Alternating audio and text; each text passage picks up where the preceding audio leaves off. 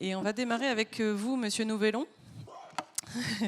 Philippe, est-ce que vous pouvez nous dire ce que sont les décompactés de l'ABC? Alors, juste pour démarrer, on a repris une chose que Monsieur Plantier a expérimenté dans une journée que vous aviez organisée, qui est le chamallow pour ceux qui parlent un peu trop. Donc, si en tant qu'animatrice, oui, Monsieur Plantier, vous vouliez expliquer comment ça marchait, c'est ça? Vous voulez en prendre un déjà pour pas trop parler? C'est moi qui les distribue. Ok, d'accord. Si vous parlez trop, je vous amène un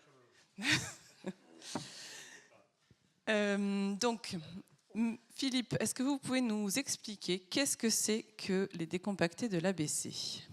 Alors, les décompactés de l'ABC, c'est un réseau d'agriculteurs qui s'est constitué tout doucement depuis 10 ans, depuis 2014 à peu près. Des gens qui sont en agriculture biologique. C'est un critère qu'on veut pas abandonner.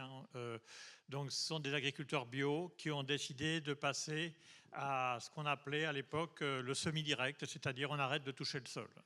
Donc, il y en a beaucoup qui étaient originaires du réseau AC, agriculture de conservation, c'est-à-dire semi-direct avec glyphosate et engrais, qui existe encore, qui est très dynamique, et qui sont passés en bio. Donc ces gens, pendant plusieurs années, ont été en situation d'échec. Et ils ont dit, il faut qu'on trouve des solutions. Et on a commencé à se réunir. On a été réunis par plusieurs réseaux. D'ailleurs, les premières rencontres se sont faites par l'animation de Mathieu Archambault, qui fait partie du réseau TCS de Frédéric Thomas. Enfin, vous voyez un peu le réseau, quoi. Mais avec une animation spécifique pour les bio. Et puis donc depuis 10 ans, on anime ce réseau avec des rencontres d'agriculteurs pionniers qui ont absolument besoin d'échanger sur ce qu'ils cherchent. Et puis des rencontres plus larges où on accueille tous les gens qui sont en bio et qui veulent changer leurs pratiques. Donc les animations sont sous forme de formation par petites régions, et puis il y a un congrès national qui s'appelle les rencontres de l'ABC, donc on en a déjà fait 4 ou 5, je ne sais plus, voilà. Et est-ce que vous pouvez nous en dire plus sur les pratiques que vous avez pu mettre en place au sein de ce réseau, tester, expérimenter, et les suivis aussi que vous essayez de mettre en place avec des analyses? D'accord, je vais bientôt avoir droit au chamallow. Donc les essais, donc tout le monde est parti, comme je le disais, de ce qui se faisait en conventionnel avec du glyphosate. Donc bon, ben, vous faites la même chose que ce que vous faisiez en semi-direct, glyphosate engrais, sans glyphosate et sans engrais. Donc ça a été tout à fait ça, les mêmes outils. Voilà. La difficulté, c'est qu'on n'avait rien pour nettoyer les cultures, donc avoir des cultures propres. Et puis on n'avait rien pour booster les cultures qui étaient semées en semi-direct. Je pense au maïs par exemple. Donc c'est pas compliqué, il n'y a pas eu beaucoup de récoltes. Donc ça c'était surtout pour les cultures d'été. Pour les cultures d'hiver, on a rencontré très peu de difficultés. Par contre, ça c'est un système qui marche bien. Très peu de difficultés sur les fermes d'élevage, puisque quand vous faites... enfin, très peu de difficultés, non. Au début, les mêmes difficultés que le conventionnel. Si vous ne détruisez pas une prairie, que vous semez du blé dedans, vous n'avez pas de blé. Bon, on a rêvé à ça quand même. Voilà. Donc, il a fallu trouver des outils. On a créé des outils pour maîtriser l'herbe et laisser la place à la plante cultivée. Et puis après est rentrée toute une réflexion dans laquelle on est en plein avec le sommet ici.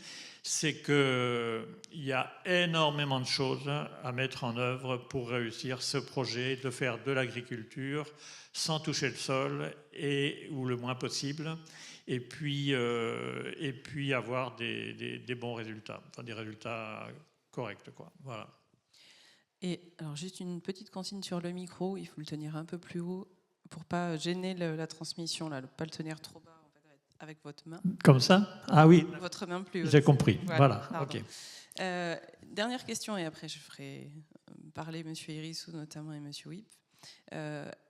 Quand on a préparé cette table ronde, vous disiez que ce n'était pas forcément simple d'avoir un suivi de ce qui se passe en termes de biodiversité du sol par rapport à la mise en place de ces pratiques. Comment est-ce que vous arrivez à le suivre ou pas? Quelles sont les difficultés que vous rencontrez?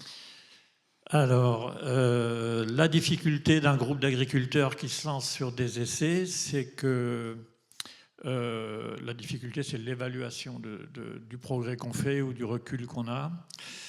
Surtout qu'il faut beaucoup de temps pour que les systèmes se reconstruisent. Donc, on cherche encore des moyens de validation de nos progrès. Ce qui est très intéressant, je trouve, dans le fonctionnement de l'association, c'est que là où les progrès se mesurent le mieux, c'est quand les gens se rencontrent. Les agriculteurs sont des gens qui ne sont pas toujours très ouverts, etc., mais par rapport à leur métier, ils ont une sensibilité qui est très forte, qui n'est jamais prise en compte dans les progrès qu'on fait sur l'amélioration de notre métier et des systèmes.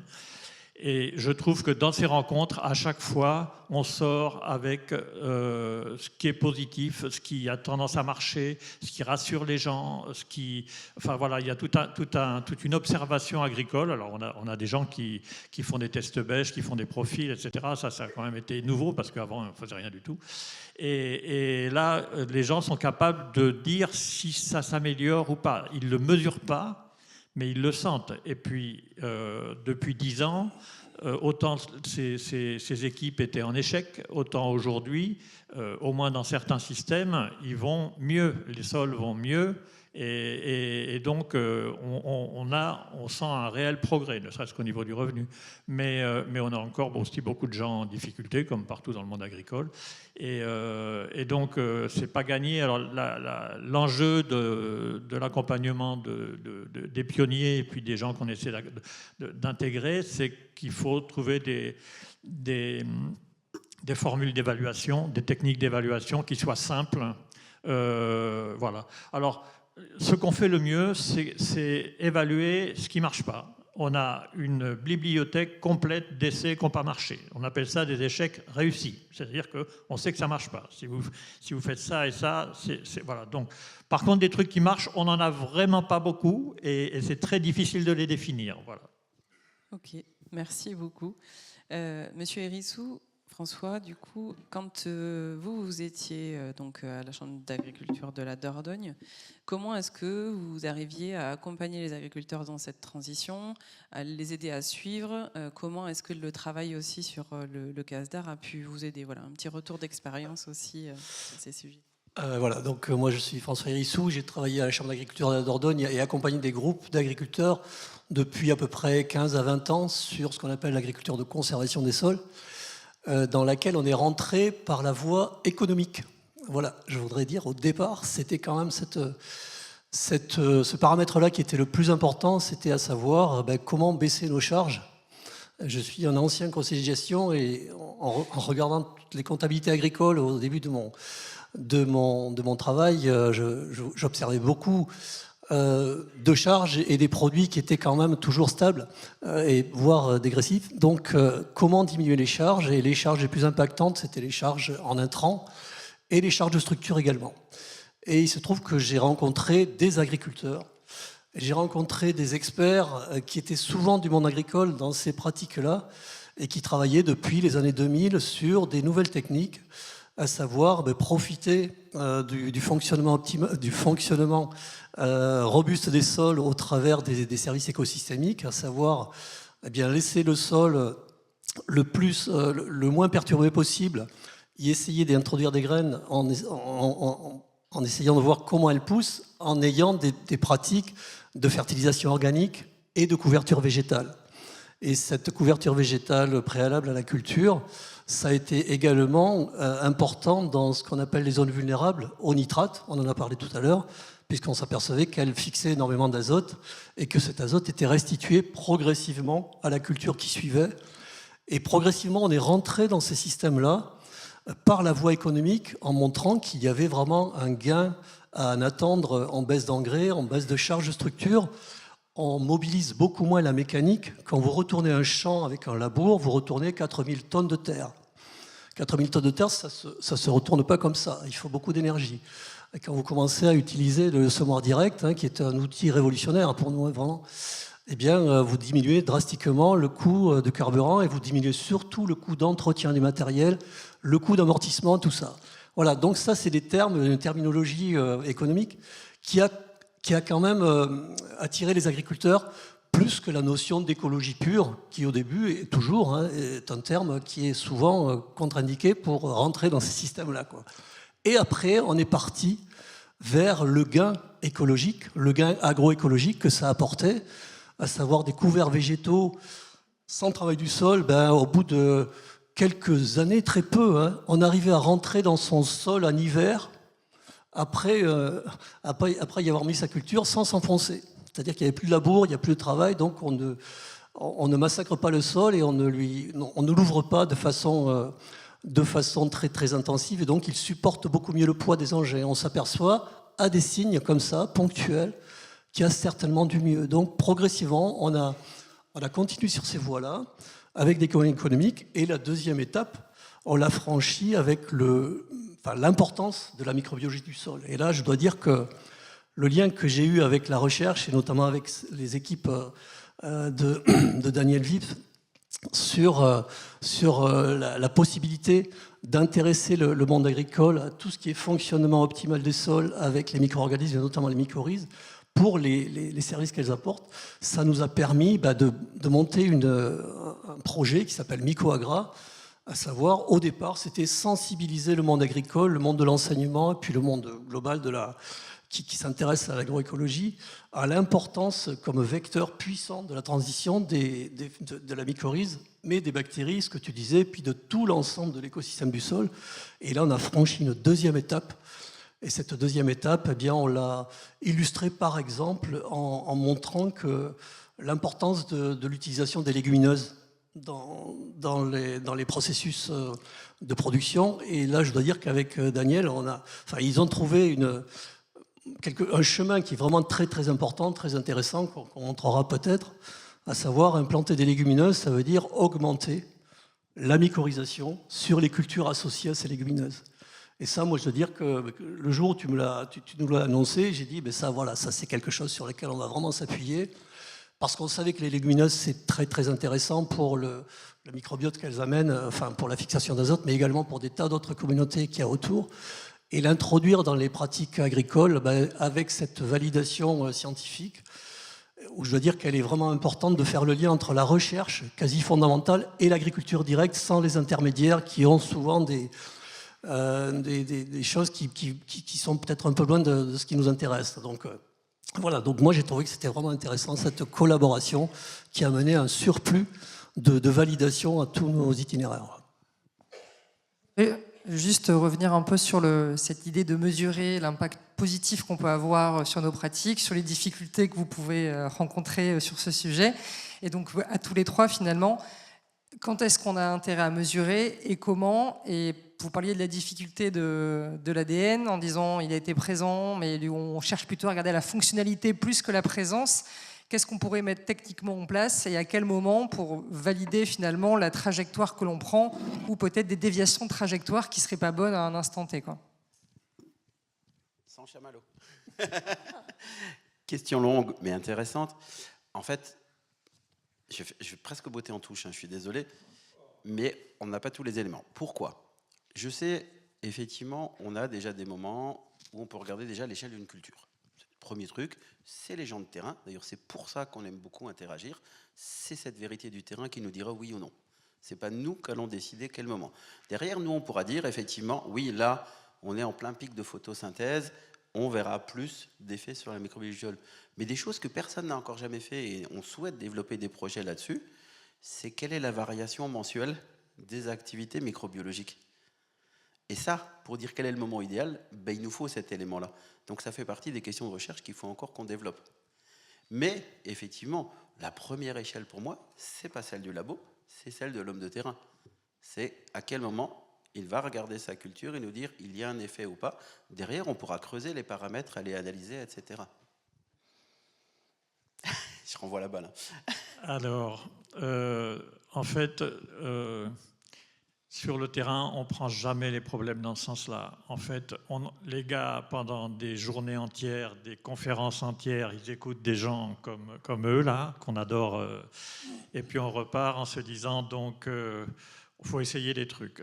Et à l'échelle d'une exploitation ou à l'échelle d'un groupe d'agriculteurs répartis sur toute la France, et même on a des collègues au Québec, en Suisse, etc., tout le monde se met à faire quelque chose, en se disant, de toute façon, ça va dans le bon sens.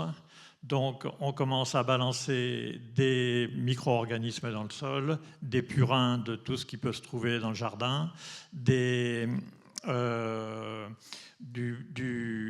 déchets verts, on ne peut pas parler de BRF, mais des déchets verts broyés. On a des exploitations et des départements entiers qui collectent les déchets verts pour les remettre au sol et pas les envoyer en déchetterie, etc. Sur le travail du sol, c'est pareil. On se dit qu'il faut en faire moins, mais bon, on en fait le minimum pour pouvoir se débarrasser, enfin mettre la culture en valeur par rapport aux adventices. Voilà, tout ça, ça se fait ensemble en fait. Et on sent que tout ça, ça progresse. Alors, ce qu'on a fait, nous, en termes d'évaluation, c'est qu'on est allé voir ceux qui réussissaient le moins et ceux qui réussissaient le plus. Et on a regardé quelles étaient un peu les différences. Mais c'est holistique hein, comme évaluation. Et donc, les critères sont très difficiles à trouver, quoi. Mais ce dont on s'aperçoit, c'est que il faut trouver, nous, notre démarche a été de trouver le facteur limitant à la réussite de ce que l'agriculteur met en place. Et donc, pour trouver ce facteur limitant, on a travaillé en 3 observations un petit peu plus techniques, on va dire. On a un groupe qui travaille sur le sol, donc à partir des analyses de sol, quels sont les équilibres, est-ce qu'ils sont très mauvais, etc. La matière organique, alors on a commencé à la partager un petit peu, cette matière organique, pour voir celle qui marche pas, d'où on en est. Voilà, un groupe sur le sol. Alors donc avec les mycorhizes aussi, on commence à se rapprocher de laboratoires qui nous disent un petit peu d'où vient l'origine de la matière organique, le taux de mycorhizes par rapport au taux bactérien, etc. Voilà un peu les approches. Après, on a un pôle, on appelle ça des pôles chez nous, on a un pôle végétal. Alors là, c'est beaucoup plus compliqué. On sait qu'il faut faire des couverts végétaux, mais qu'est-ce qu'on met dedans? Qu'est-ce qu'on met comme légumineuses? Quelles sont nos plantes cultivées qu'on va récolter, qui mycorhizent et qui ne mycorhizent pas, etc. Donc là, il y a un gros boulot. Enfin, puis on commence à se poser la question des arbres dans les champs. Donc vous voyez qu'au niveau du pôle végétal, il a un siècle de travail devant lui.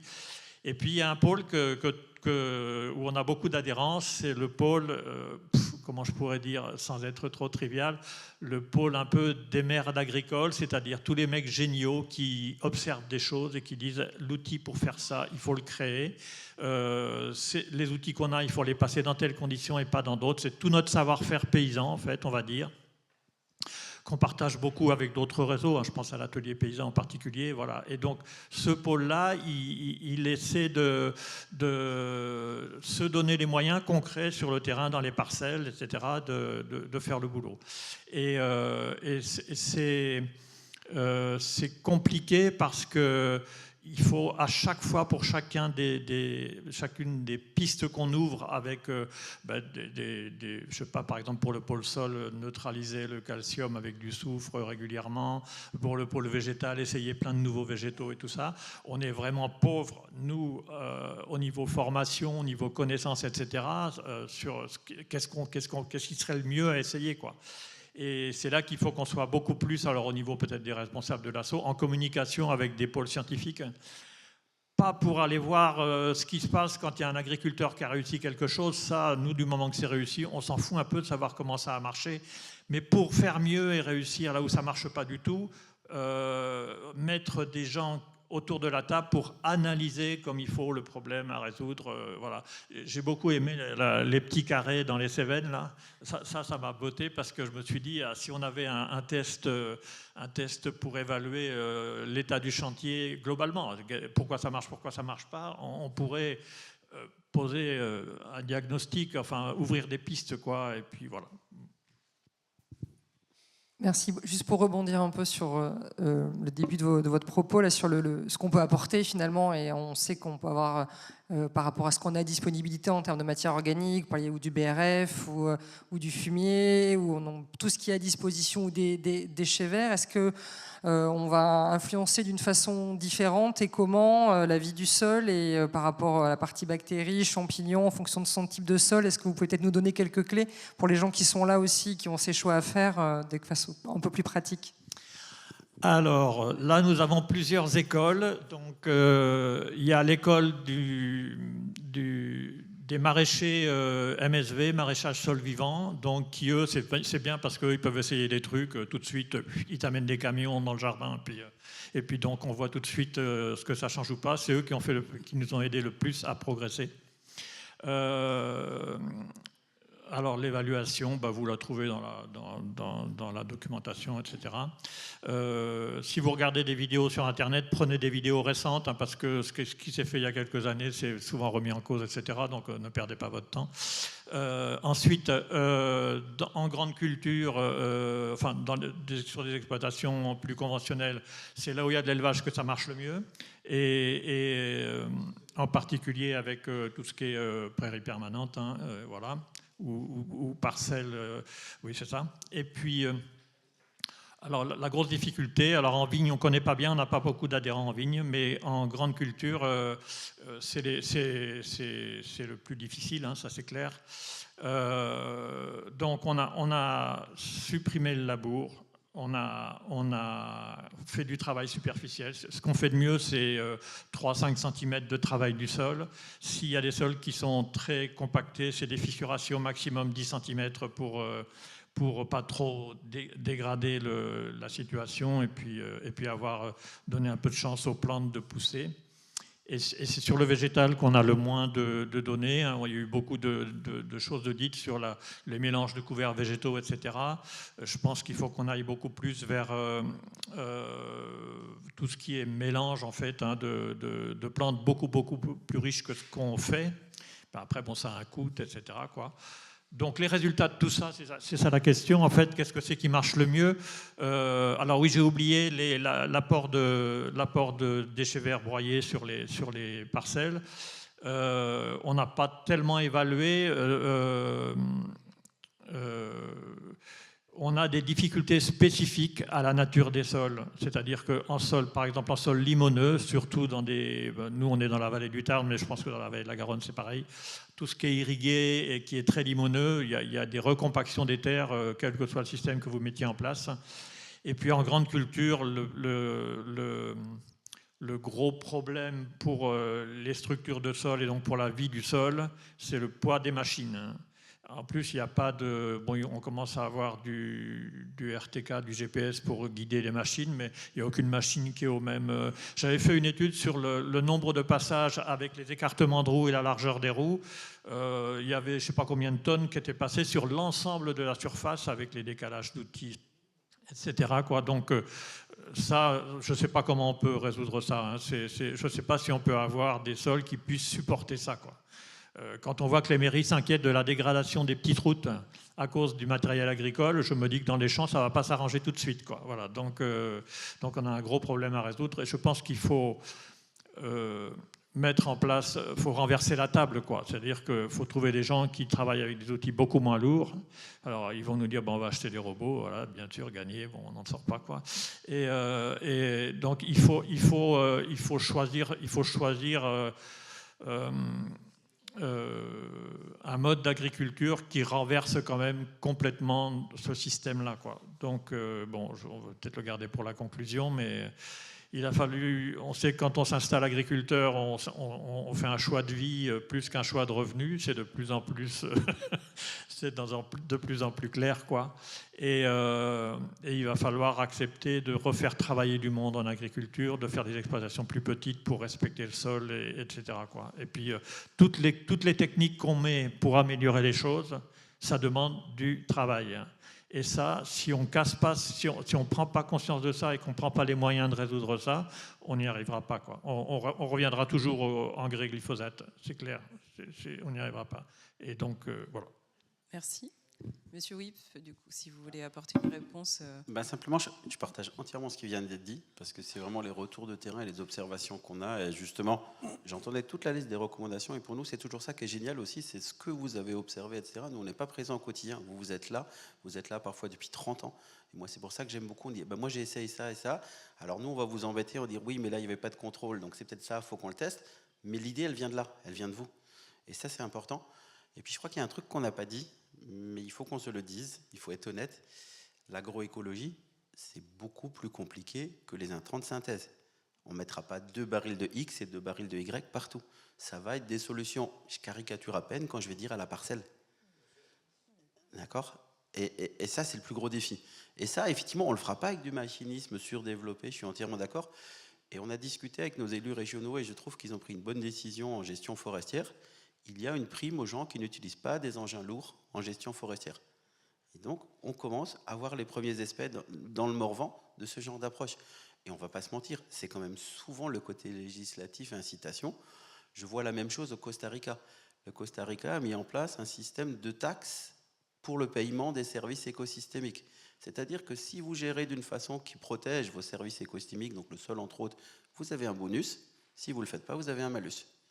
Et il faut de l'incitation, il faut soutenir les gens, parce que c'est un risque de passer à l'agroécologie. Et ça, il faut qu'on arrive à le soutenir, vu de mon labo, et je le vois bien quand je vais sur le terrain. Et c'est vrai que la richesse, elles sont là. Et c'est pour ça que la réponse a été beaucoup plus détaillée, longue que je ne l'aurais faite. Les conseils, les observations, et c'est échanger, observer, échanger. Après, nous, on pourra peut-être venir dire, à tel moment, il y a cette observation qui permet d'imaginer que. Mais d'abord, il faut observer et échanger, quoi. Est-ce qu'on peut, en parlant de résultats et d'informations concrètes, si vous voulez présenter, du coup, Monsieur Hérissou, ce qui a été fait. Pardon.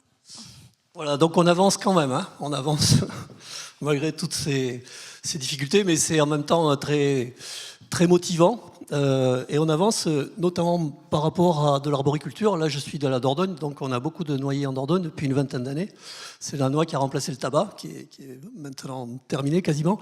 Et ce qu'on a réussi à avoir grâce à Mycoagra, entre autres, et aux études qui ont validé des parcours, c'est d'introduire des couverts végétaux. Et là, je vois Violette, qui était une de mes stagiaires, qui a fait un super boulot, justement, dans Mycoagra, d'introduire des couverts végétaux en arboriculture. Pourquoi introduire des couverts végétaux alors que ce n'était pas l'habitude, parce qu'on avait peur que ces couverts concurrencent le stress hydrique des noyers, parce qu'on savait, on a su justement que ça entretenait le réseau mycorhizien et que ce réseau-là... Alors, comment ça marche? Voilà, super. Les couverts végétaux à base de légumineuses sont un relais majeur du réseau, des réseaux mycorhiziens. Donc ça, c'est l'étude des biologies moléculaires de Daniel qui nous l'a montré, que c'était vraiment très important, qu'il y avait beaucoup plus de mycorhizes sur les racines de noyer et sur les racines de fèverolles que vous voyez ici, plus quelques graminées. Et donc ça voulait dire, s'il y a un réseau mycorhizien, on sait qu'il y a des champignons qui sont bénéfiques quand même. Tu as dit qu'il y en avait qui sont neutres et d'autres, voire pas, qui ne sont pas très intéressants, mais il y a des bénéfiques. Et ça, on a montré que c'était vrai.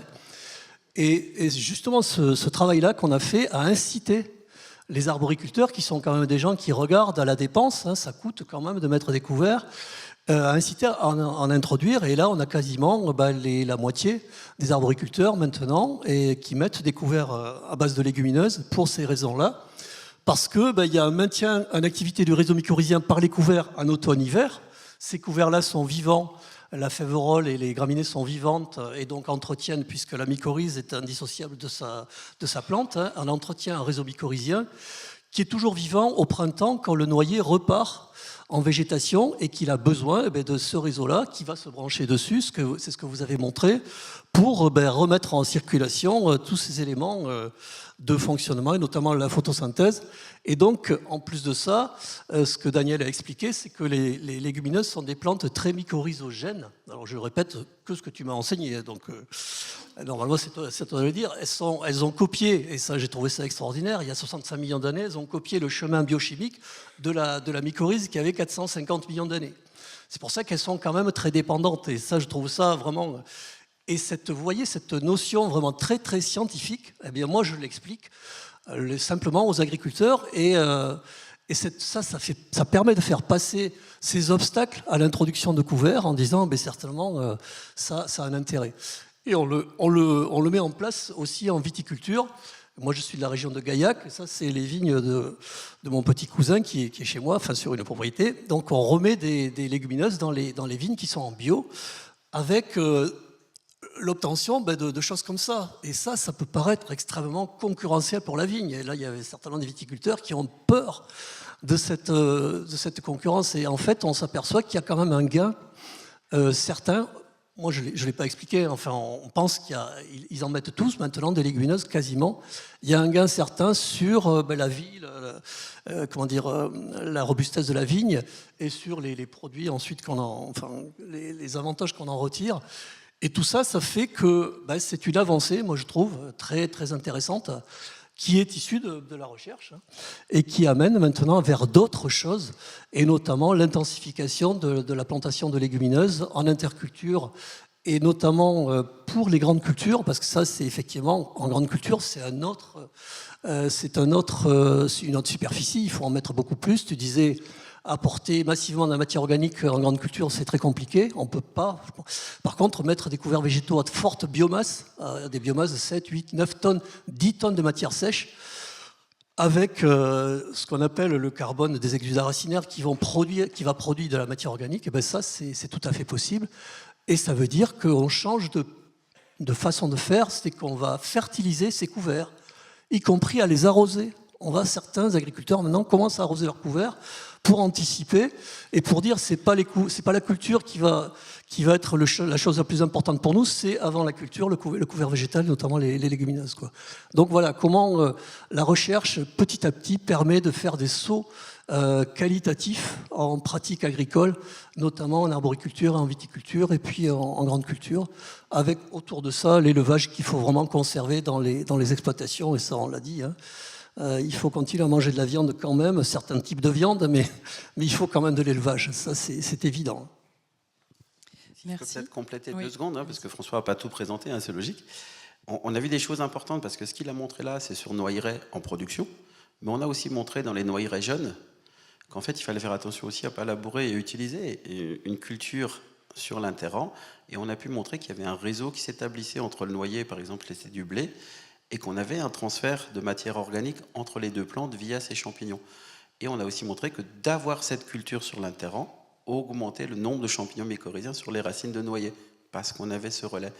Et sur le couvert, depuis, on a continué de travailler, et c'est vrai que monsieur disait plutôt couvert mixte, mélangé, et c'est vrai qu'on va de plus en plus vers ça, parce que là, on parle légumineuses, fixation de l'azote, mycorhizes, etc., mais nous, on prône de plus en plus aussi de rajouter des brassicacées, même si elles ne font pas de mycorhizes, mais le radis va fourrer le sol, etc. Donc c'est de trouver un couvert adapté à votre parcelle avec ce qu'il va faire et vous apporter. Et puis il y a d'autres choses dont il faut tenir compte le couvert, c'est quelle est la hauteur, comment il va gêner votre travail, comment il est possible, etc. Et c'est tout ça qui va faire le mélange couvert. Et là, encore une fois, c'est pour ça que je dis qu'il n'y aura pas une solution unique, quoi. Il y avait une question là qui est remontée de la salle concernant cet essai sur les noyers.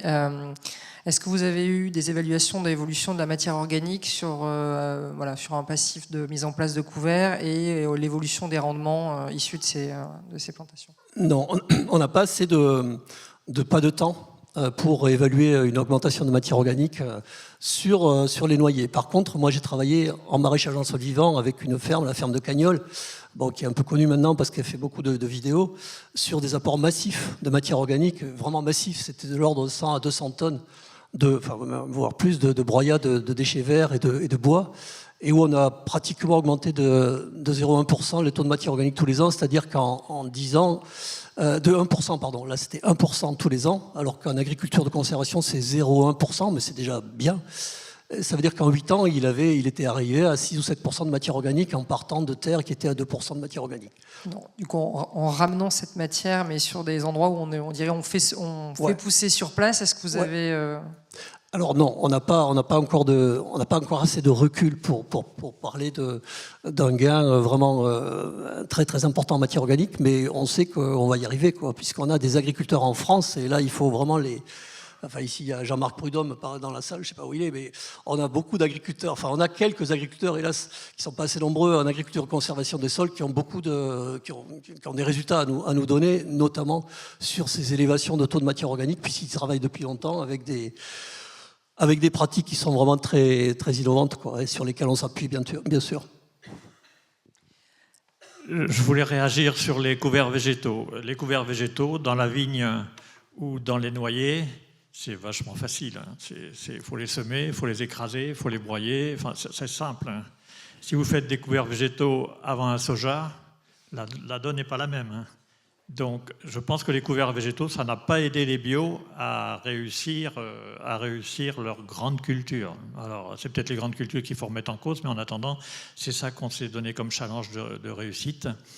Alors, je pense que ce qu'on ne sait pas faire, c'est utiliser la production de carbone, la production végétale des couverts végétaux, sans massacrer le sol. Parce que si vous avez un couvert végétaux, même s'il fait que 3 ou 4 tonnes, et encore plus s'il fait 7 ou 8 tonnes de matière sèche, ça vous fait des tonnages en matière verte énormes. Pour implanter une culture et pouvoir la biner pour qu'elle soit propre, je parle d'un soja, c'est l'enfer. Hein, c'est l'enfer. Vous arrivez au printemps, vous ne savez pas comment. Alors que vous avez tout le carbone qu'il faut, vous avez une structure qui est parfaite, et vous allez tout démolir parce que la culture du soja ne peut pas se faire dans ces conditions-là. Je pense qu'on n'a pas assez travaillé.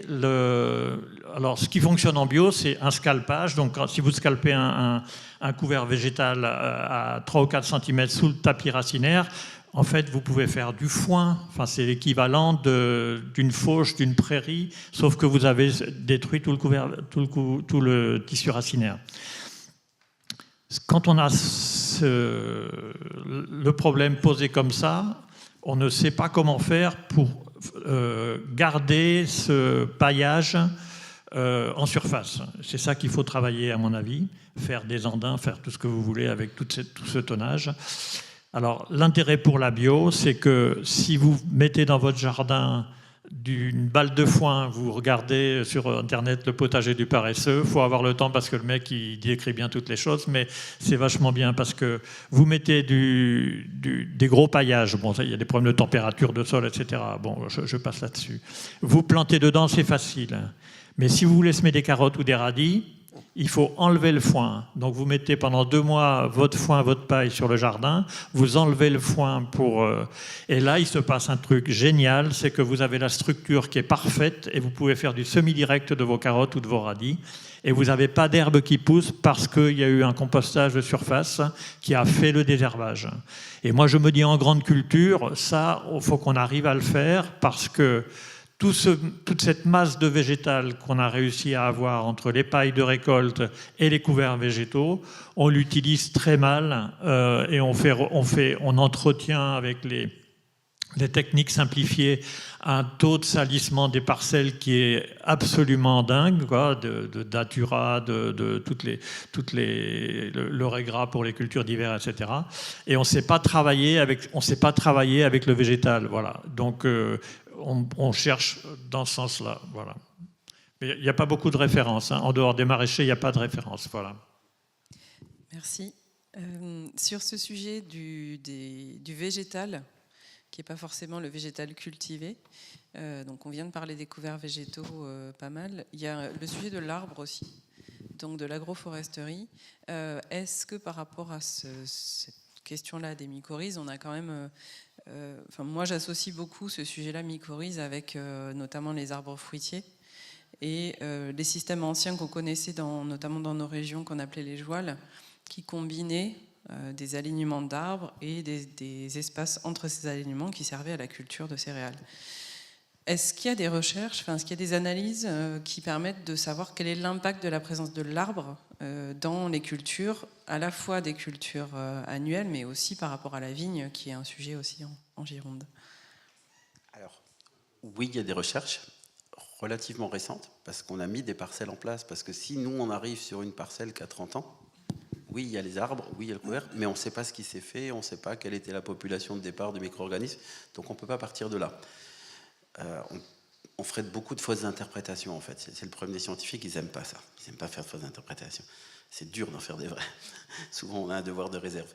Mais, du coup, ça s'est lancé il y a 4 ans. Donc, on commence à avoir des choses en place.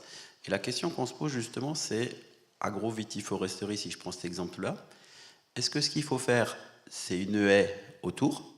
Si oui, à 5 mètres, à 10 mètres. Quelles sont les plantes? Alors nous, on est allé justement voir des vitis qui lançaient des choses et on a dit, mais attendez, en fait, on leur faisait mettre des arbres ectomycorhiziens, donc ils n'allaient jamais former un réseau avec votre culture. Et donc là aussi, il faut réfléchir au choix de l'espèce et au partage. Donc là, on a mis des choses en place, on est en train de commencer à mesurer. Antoine a fait quelques relevés sur des parcelles, justement, de ce genre-là. Et quand je disais, oui, est-ce qu'on met une haie autour? Est-ce qu'on la met à 5 mètres, à 10 mètres? Moi, je sais qu'on a travaillé sur des parcelles de vitis où on était à 30 mètres d'un bosquet forestier, 3e rang, je trouvais des racines ectomycorhizées. Donc, c'est pas la vigne. Donc, ça veut dire que les arbres viennent chercher dans la vigne. Et donc, ça aussi, quelle va être la concurrence? Comment on le met? Est-ce qu'on le met au cœur? Un rang sur 2, un rang sur 10. Et en fait, c'est tout ça, il faut qu'on fasse des essais pour savoir. Et donc, il faut que les arbres poussent. Mais je suis tout à fait d'accord, il faut absolument privilégier les fruitiers, parce que c'est eux qui vont servir de réseau en relais. Et donc, c'est vraiment ce qu'on regarde, c'est en cours. On n'est pas les seuls à le faire, mais il va falloir attendre un peu. Ok, il faut travailler. Et il faut laisser la nature travailler pour avoir le Ouais, résultat. tout à fait. Il y a une communication d'Hervé Covès sur une parcelle où il y avait des chênes truffiers qui étaient crevés ou qui ne marchaient pas, où ils ont fait des essais de semi-direct de seigle avec des fruitières. Regardez-là, c'est très intéressant, c'est pas compliqué. Quand il y a des haies, il y a du seigle qui est récoltable, et plus elles sont proches, mieux ça marche.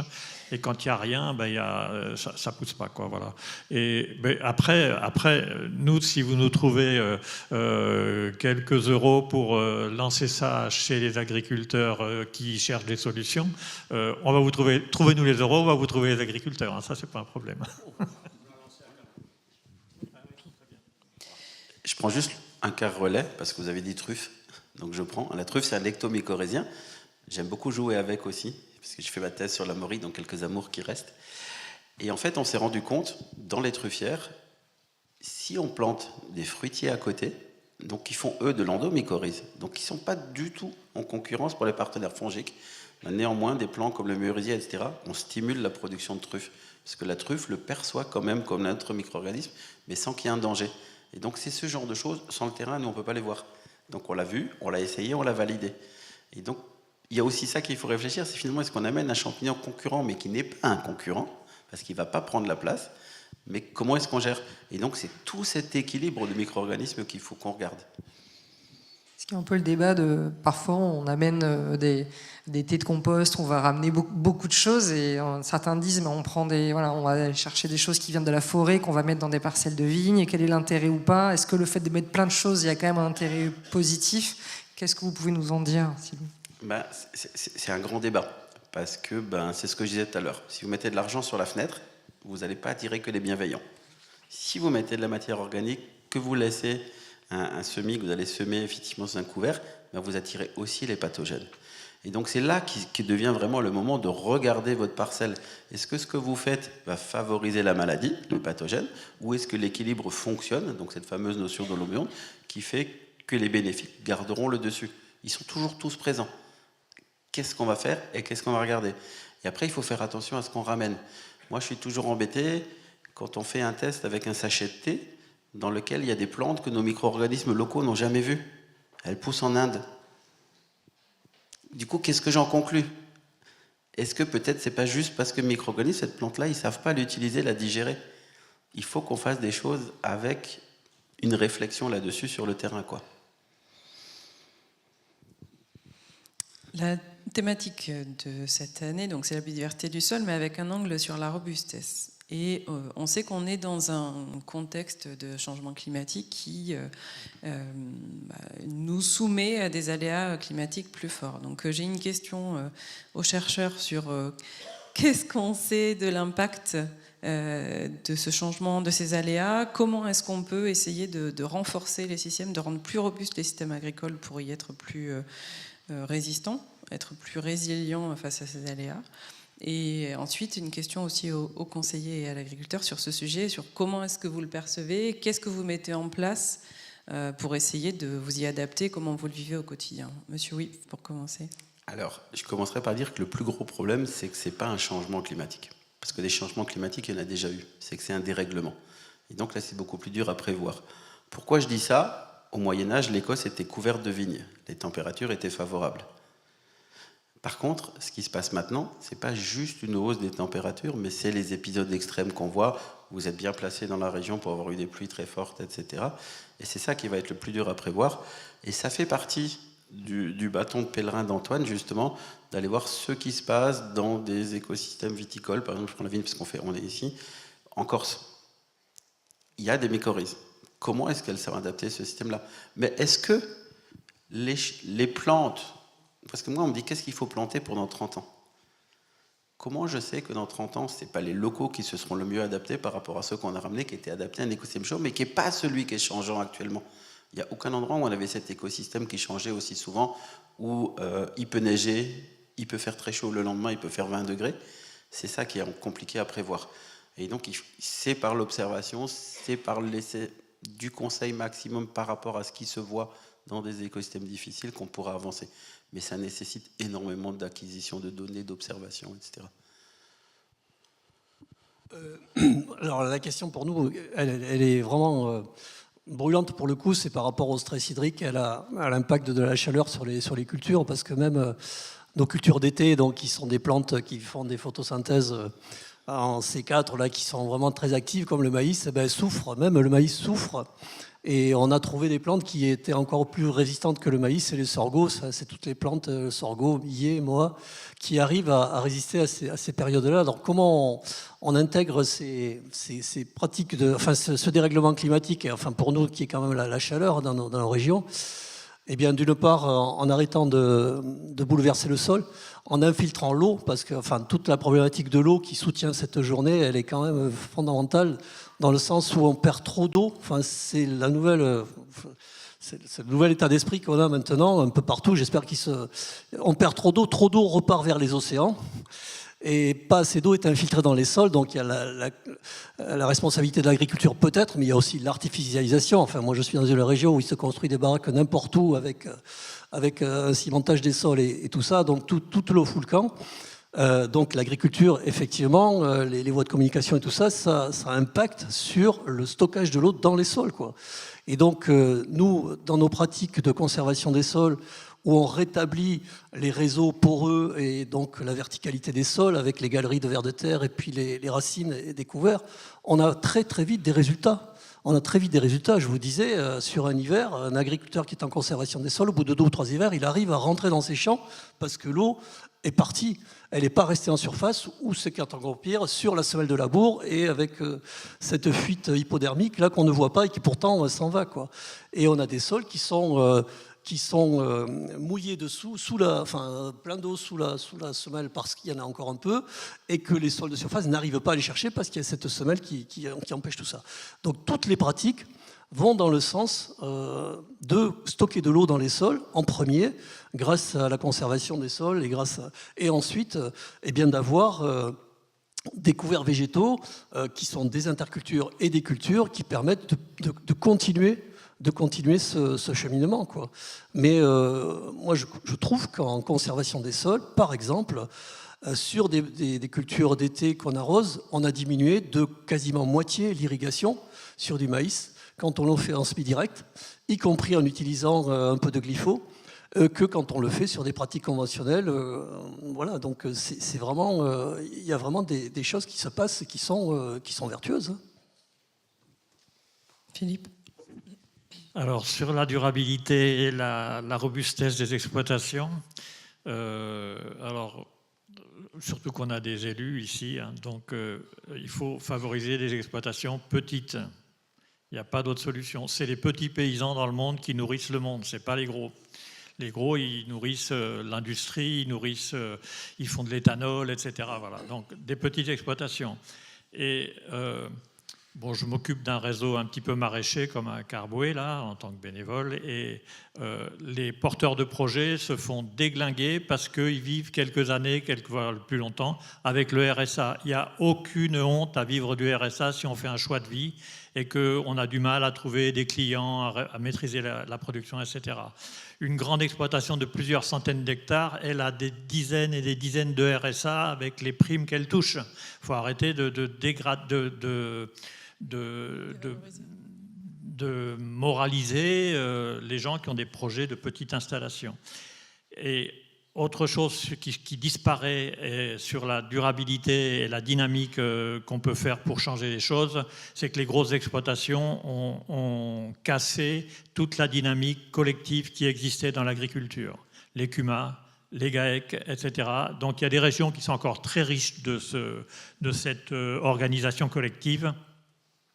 Mais nous, par exemple, on avait une CUMA avec une douzaine d'adhérents sur la commune ou une quinzaine d'adhérents. Presque toutes les exploitations étaient adhérentes avec des services vraiment complets, quoi. Aujourd'hui, ce qui était la CUMA il y a 30 ans, c'est 2 exploitations. Donc la CUMA a disparu et les mecs, ils ont tout bouffé. Ils ont bouffé tout. Les 12, ils sont devenus 2, quoi. Voilà. Et c'est partout pareil. Donc pour que les petites exploitations vivent, il faut aussi qu'elles recréent. Mais chez les jeunes, c'est très présent. Ils sont tous en coloc, machin, tout ça, donc c'est pas très compliqué d'acheter des machines ensemble, quoi. Mais en tout cas, c'est quelque chose qui existe et dont il faut transmettre cette expérience collective, quoi. Parce qu'il y a des investissements en commun, mais il y a énormément d'échanges sur où tu trouves ci, où tu trouves ça, comment tu fais ci, est-ce que je peux t'aider, etc. Et c'est ça qui fait la force, voilà. Je voulais juste rebondir sur ces périodes de sécheresse. Est-ce qu'on a une vision de ce qui se passe au niveau des populations bactériennes et des champignons mycorhiziens? Comment ils encaissent en fait ces périodes d'absence d'eau? Est-ce que, enfin, on sait où notre plante est installée? On sait que les réseaux mycorhiziens vont permettre, par les liens qu'ils créent avec les mycorhizes, d'aller chercher l'eau plus bas. Mais voilà, est-ce qu'il y a un moment limite? Est-ce qu'il y a une mortalité? Comment ça se passe? Alors, plusieurs choses. Déjà, on va différencier bactéries, champignons. Les champignons ont un énorme avantage, c'est qu'ils peuvent faire des spores. Le spore, ça résiste à 250 degrés, ça résiste à une sécheresse très prolongée. Au contraire, c'est comme une graine, ça se conserve très bien. Donc on a trouvé des spores à des profondeurs de 5, 10 mètres, il n'y a aucun souci. Les champignons arrivent à survivre dans ce moment-là. Le temps qui va être nécessaire, c'est si jamais le réseau a disparu, le mycélium c'est 80% d'eau, donc lui il a beaucoup plus de mal, c'est qu'il va falloir le reformer quand la spore va germer, et ça peut être une perte de temps, et effectivement de rentabilité entre guillemets de l'écosystème. Les bactéries souffrent plus. Mais par contre, elles sont beaucoup plus nombreuses. On a entendu tout à l'heure. Et une population de bactéries, elle double en 20 minutes. Donc une bactérie, ça repart très vite tant qu'il en reste, quoi. Donc moi, je n'ai jamais vu de sol où il n'y avait pas de bactéries, pas de champignons, que ce soit sécheresse ou autre traitement. Donc c'est des organismes qui sont habitués à survivre, qui vivent d'ailleurs depuis beaucoup plus longtemps que nous. Moi, je dis toujours, ils vivaient avant les dinosaures. Eux sont toujours là, ces petits trucs. Donc c'est quelque chose d'assez résilient. Et là, on attend les résultats. Je ne crois pas que Célia les a déjà. Antoine, tu me dis si je dis une bêtise. On a eu l'occasion de faire 20 fosses pédologiques où on allait chercher les racines dans tous les horizons. Qu'on allait chercher aussi l'activité des sols pour voir est-ce qu'on pouvait relier la présence de tel ou tel champignon, telle ou telle bactérie à l'activité, à la fonction. Et donc ça, on est en train d'exploiter. Et ça nous intéresse beaucoup parce que beaucoup de choses vont se passer en profondeur quand il y aura des états de stress hydrique. Est-ce qu'on a des connaissances sur eau et mycorhizes? Est-ce qu'il y a des choses à partager? On a des connaissances. Hein. Le principe, c'est le même que pour les nutriments. C'est ce système d'exploitation très très grand du réseau. En gros, c'est un système de super canalisation. Et alors, petite anecdote rigolote, je me suis encore rendu compte, je faisais des travaux pratiques il y a 2 jours avec des étudiants où on travaille avec une plante qui est le Mimosa pudica, la sensitive, parce que là, on étudie les potentiels électriques. Donc, je les ai déplacés du laboratoire de recherche au laboratoire de travaux pratiques. La moitié des plants étaient mycorhizés, les autres non. Je les ai posés à la lumière. Donc, évidemment, les mimosas, dès que vous les déplacez, font tomber leurs feuilles. Hein, vous avez peut-être déjà tous vu ça. Au bout de 2 minutes, il y a la technicienne qui me dit « Tiens, celui-là, il est déjà en pleine forme. » Puis on a fait le tour. En fait, c'est tous les mycorhiziens qui allaient récupérer l'eau dans le pot et qui tout de suite pouvaient redresser leurs feuilles. Les autres ont mis 10 minutes. Donc déjà, on voit cet effet. Je m'y attendais pas, hein. C'est vraiment un truc tout récent, c'est une anecdote que je viens de voir. Mais par contre, on a vu dans des exploitations de citronniers ou autres, effectivement, qu'il y avait un vrai relais pour aller chercher l'eau plus loin, pour mieux la trouver, pour être plus efficace. Après, quand il n'y a plus d'eau, le mycélium, 80% d'eau, c'est ce que je disais, va souffrir. Mais effectivement, c'est un très bon relais pour aller chercher de l'eau. Il y a des travaux qui montrent déjà l'importance de respecter ce réseau, de ne pas l'abîmer, pour aller chercher de l'eau plus loin.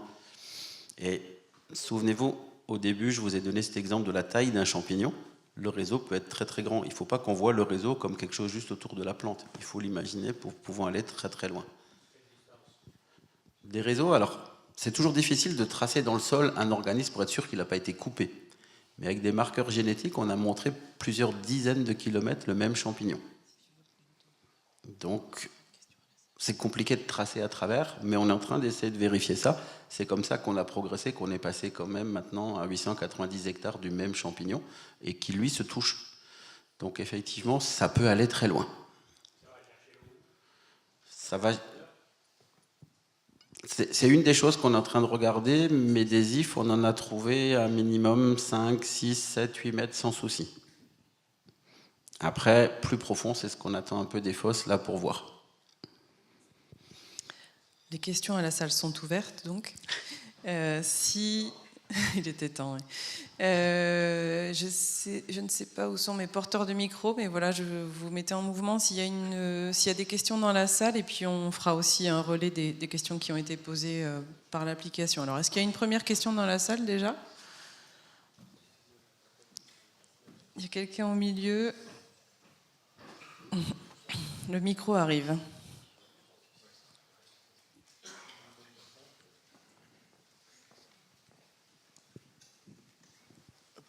Vous vous présentez rapidement avant de poser votre question. Bonjour, Lionel Jordan-May de Bordeaux Sciences Agro.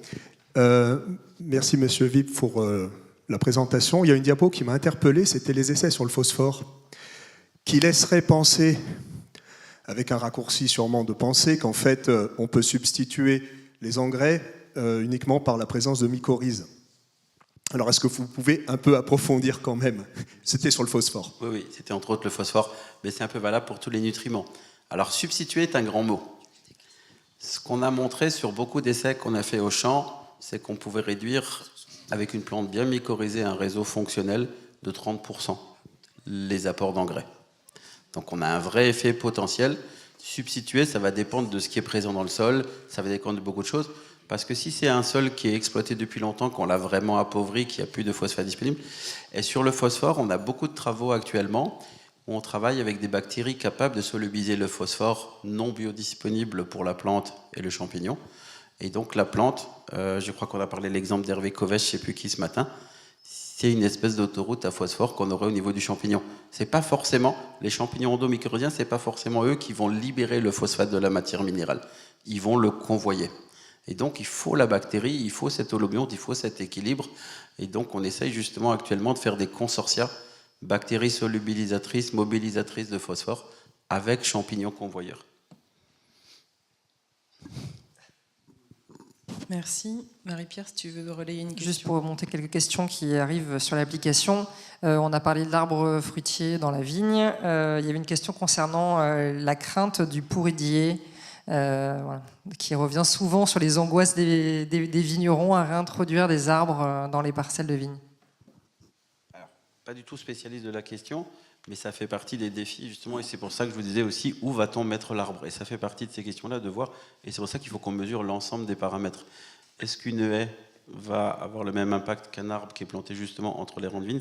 C'est déjà clair que non. Par contre, l'arbre dans la vigne peut protéger du gel, mais va aussi apporter de l'ombrage. Donc il y a tous ces effets-là qui peuvent avoir un effet sur le pourridier ou autre, il n'y a pas que le pourridier, mais effectivement c'est là qu'il faut qu'on essaye pour voir la meilleure solution. Je ne peux pas répondre aujourd'hui sur dire oui, non. Je reviens sur le phosphore. Aujourd'hui, dans nos sols du sud de la Gironde, où on a eu une culture de tabac intensive pendant des siècles, un siècle et demi, on se retrouve avec des niveaux de phosphore non mobilisables par la plante qui sont énormes. Il faut la bactérie aussi. Il faut, pour la libérer, le champignon ne suffit pas. Non. Les champignons ectomycorhiziens excrètent des acides organiques capables de libérer le phosphore, donc tout ce qui est arbres forestiers et leurs partenaires. Par contre, les champignons endomycorhiziens n'excrètent pas d'acides organiques et d'enzymes. Jusqu'à maintenant, personne n'a pu le montrer. Bon, c'est mal foutu, ce truc-là. C'est la nature. Mais il y a toujours des bactéries avec les champignons endomycorhiziens. Enfin, tout à l'heure, tu as montré une diapo d'un chercheur que tu connais, Jean Garbaille, puisque tu as fêté.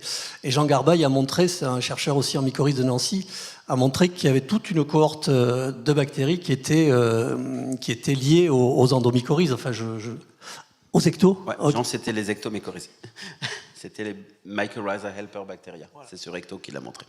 Alors maintenant, on le sait, hein, sur nos ifs, on les voit, les bactéries, il y en a aussi. Sur les endos ? Ouais. Oui, il y a une autre question dans la salle concernant le... On sait qu'il y a des plantes qui sont utilisées pour essayer de dépolluer un peu concernant certains métaux, en tout cas des essais qui sont en cours. Est-ce que vous avez des éléments à nous transmettre concernant le rôle que pourraient avoir les mycorhizes, notamment sur ces éléments-là ? J'ai déjà un tout petit peu évoqué. Et effectivement, alors c'est pas moi, hein, c'est des collègues de Montbéliard qui travaillent beaucoup là-dessus et qui ont d'ailleurs dit que maintenant, autrefois, on appelait le terme phytoremédiation. Les chercheurs ne l'utilisent plus. Ils parlent de phytomanagement. Parce que c'est maintenant fixer le polluant, c'est plus forcément dépolluer. Dépolluer, comme je le disais, c'est le professeur Chalot à Montbéliard qui a fait le calcul, c'est 3 siècles sur une parcelle pour dépolluer, à condition de récolter, de traiter avec des filtres, etc. Donc maintenant, on est plutôt sur cette notion de fixer. Et là, oui, les mycorhizes ont un rôle, je vous l'ai montré dans les Cévennes. Comme je vous le disais, les terrils des Hauts-de-France, on n'arrivait pas à les végétaliser. C'est Yann Colpert qui a ramené des bouleaux ectomycorhizés et qui a fait que les bouleaux se sont installés par le champignon. Parce que les champignons, ceux qui ont connu Tchernobyl ici, on a beaucoup parlé des champignons radioactifs, les champignons, c'est des éponges à tout. C'est pour ça que je dis toujours aux gens qui ramassent des champignons, regardez où vous êtes. Et ça ne leur fait ni chaud ni froid. Ils ont des vacuoles, ils stockent les polluants à l'intérieur. Donc quelque part, si je veux faire une image un peu simpliste, le champignon pourrait servir de filtre entre un sol pollué et la plante. Et donc permettre. Et ces bouleaux se sont installés.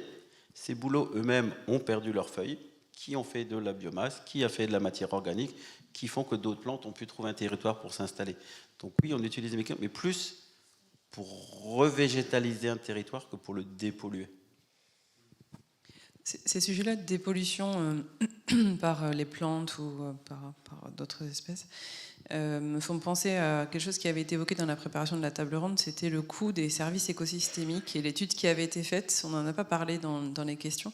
Juste si vous pouvez partager avec le public le chiffre de cette évaluation des services écosystémiques rendus. Alors de tête, je vais peut-être faire quelques petites approximations dans les chiffres, mais globalement, ce sont des chercheurs, Costanza et ses collaborateurs, parce qu'on considère souvent que la nature est gratuite. Le service rendu, on dit, justement, c'est même la définition, c'est un service que la nature rend à l'homme. Mais en fait, Costanza sont des économistes. On dit, ok, c'est gratuit, mais si la nature ne le fait pas, combien je vais payer pour que ça marche ? En gros, si la nature ne mobilise pas mon phosphore, comment je vais faire moi pour amener du phosphore ? Et donc, ils ont fait un calcul pour dire quelle est la valeur de ces services qu'on pensait gratuits. Et en fait, la valeur totale de tous les services écosystémiques, c'est 2 fois le PIB mondial. Donc c'est la plus grosse ressource économique sur Terre.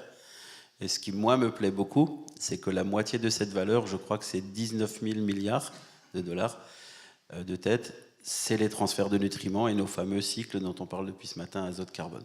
C'est la plus grosse valeur des services écosystémiques, sachant qu'il y en a d'autres, il y a des choses toutes bêtes qu'ils ont chiffrées, comme la volonté de payer. Combien êtes-vous prêt à payer la même maison avec vue sur un parc ou vue sur un immeuble ? Ça aussi, c'est un service écosystémique, c'est un service culturel. Mais les paysages sont de plus en plus pris en compte dans les nouvelles approches aussi de production. Merci. Est-ce qu'il y a une autre question dans la salle ? Oui. Oui, Sylvain Mesplou, je suis actuellement ingénieur agronome pour des laboratoires d'analyse.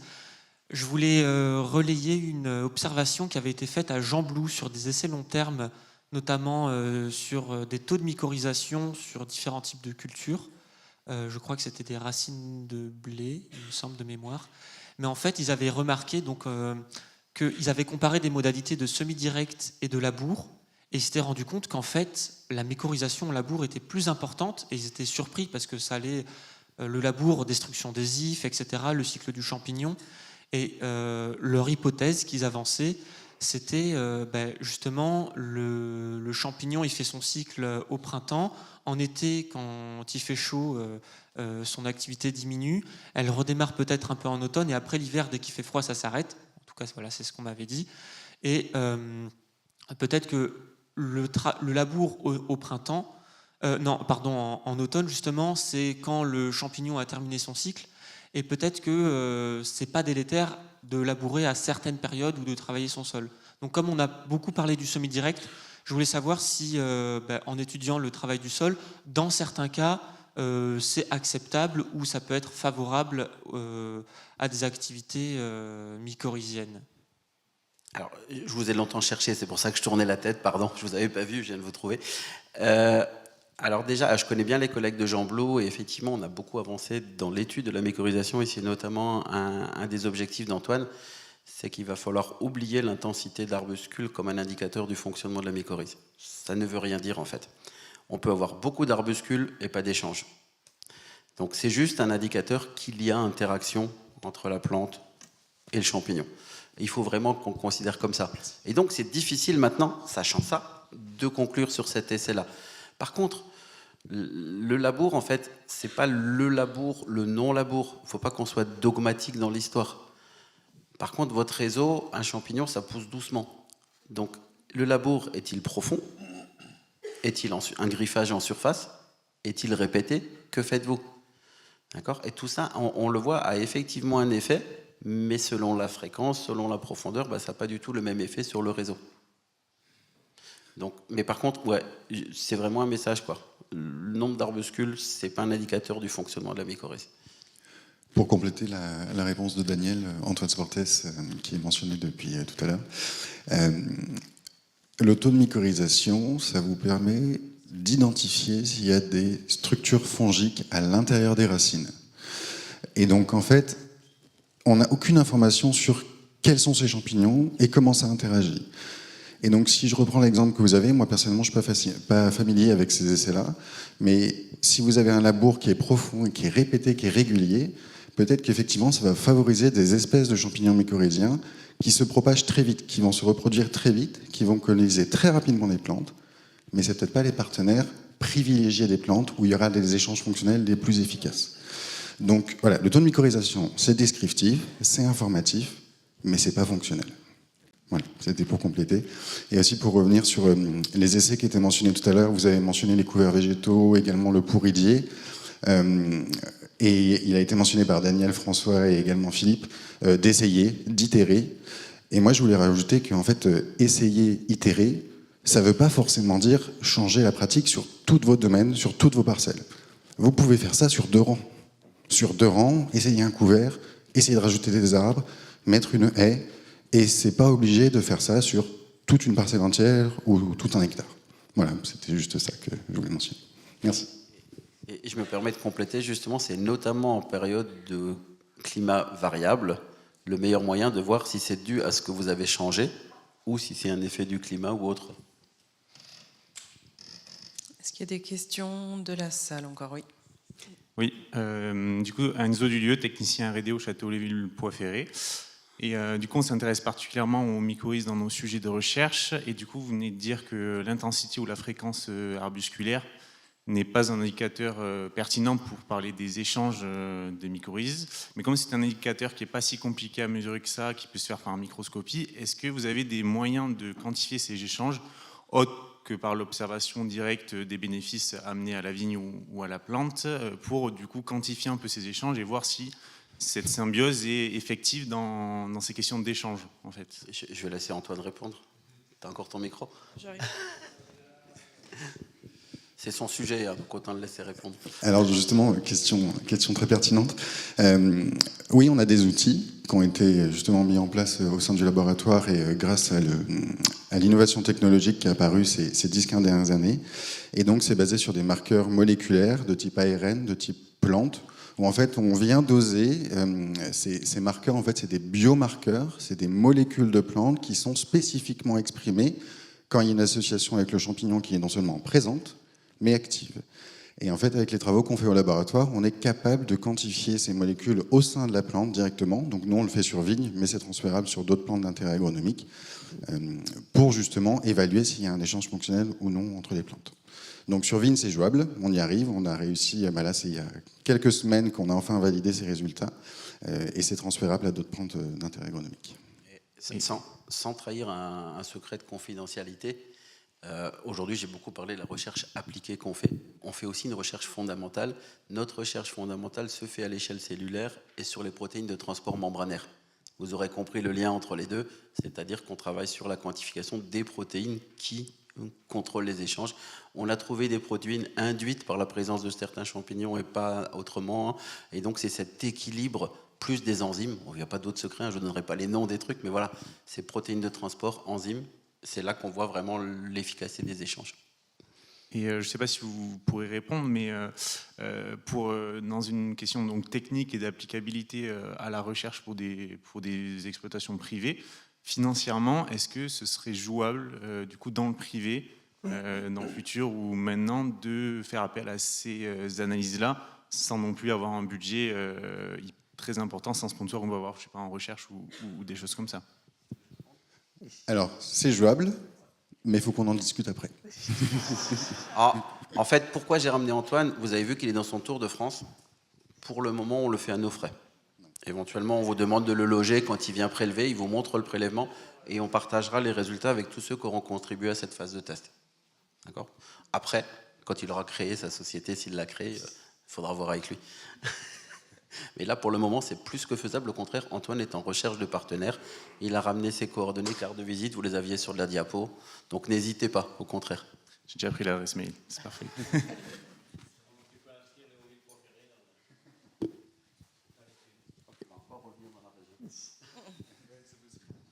Il y avait une question qui est arrivée aussi de la salle tout à l'heure pour Monsieur Nouvelon sur les outils que vous aviez pu essayer et développer concernant la gestion des adventices en grande culture. Est-ce que vous pouvez donner des pistes à certains qui seraient intéressés sur des choses efficaces? Non, sur les outils, c'était vous, je pense. Alors, les outils pour maîtriser les adventices en semi-direct bio, on a développé un rouleau FACA, en fait, qui permet de faire du binage, c'est-à-dire qu'on n'écrase pas les rangs qu'on a semés. C'est un outil à disque qui écrase la végétation, mais qui est évolutif en plus. On va peut-être en faire un semoir, on va peut-être en faire un scalper, enfin voilà. Le principe, c'est les rouleaux FACA qui existent, c'est le Brésil qui a le plus travaillé là-dessus. Ce sont des rouleaux qui écrasent, c'est des barres qui tournent et qui écrasent la végétation. On s'est aperçu qu'en particulier sur les graminées, ça ne servait à rien, parce que 8 jours après le passage du rouleau sur le couvert, vous pouviez moissonner, toutes les seigles, les orges, etc. étaient debout. Et donc on a trouvé un outil qui écrase la végétation, la tige est écrasée d'un bout à l'autre au lieu d'être seulement marquée. Voilà. Il faut le passer plusieurs fois, ça peut avoir... Enfin, on a fait des essais là, de passages répétitifs sur des prairies naturelles, par exemple, ou des jachères pour essayer d'y faire du maraîchage, quoi. Mais les passages répétitifs, il faut qu'ils soient très, très importants. Puis vous avez des plantes, des vivaces, vous les déglinguez pas avec un outil comme ça, il faut l'arracher, quoi. Par exemple, si vous avez des ronces, par exemple, soit vous occultez pendant des ronces, du chien-dent, des orties, tout ce que vous voulez. Vous occultez si vous êtes maraîcher pendant 18 mois, soit si vous voulez pas utiliser de plastique, il faut les arracher, il faut travailler le sol, vous ne pouvez pas faire autrement. Par contre, après, une fois que le sol est travaillé, on revient à l'idée de se servir de ce végétal pour pailler vos cultures, etc. Alors, j'ai un outil quand même qui est plus récent que le rouleau FACA, c'est l'Orbis, enfin, que tu dois connaître, hein, le Rollensem, là, c'est un entrepreneur. Ah, du rouleau FACA. Non, tu as dit le rouleau FACA. Ah non, alors l'outil qui écrase tout sur la longueur s'appelle l'Orbis, mais tu peux en parler. Hein. Il écrase, sauf qu'il... Enfin, moi, je l'ai vu fonctionner, c'est un super outil qui vient d'être inventé. C'est 2 disques qui pincent la graminée, pour le coup, qui l'arrachent ou qui la détruisent suffisamment pour qu'elle ne reparte pas. Et moi, j'ai vu fonctionner en bio et en non bio. C'est vraiment un travail extraordinaire qu'il fait, parce qu'il arrache quand même la graminée. Le problème qu'on a, nous, c'est les vulpins et les raies gras. Enfin, c'est des résistants à tout maintenant. Donc, à moins de les extirper, on peut pas les... Et du coup, cet Orbis-là, retenez le nom, c'est un entrepreneur agriculteur du Gers qui le fait. On travaille avec eux, Jean-Marc doit le connaître.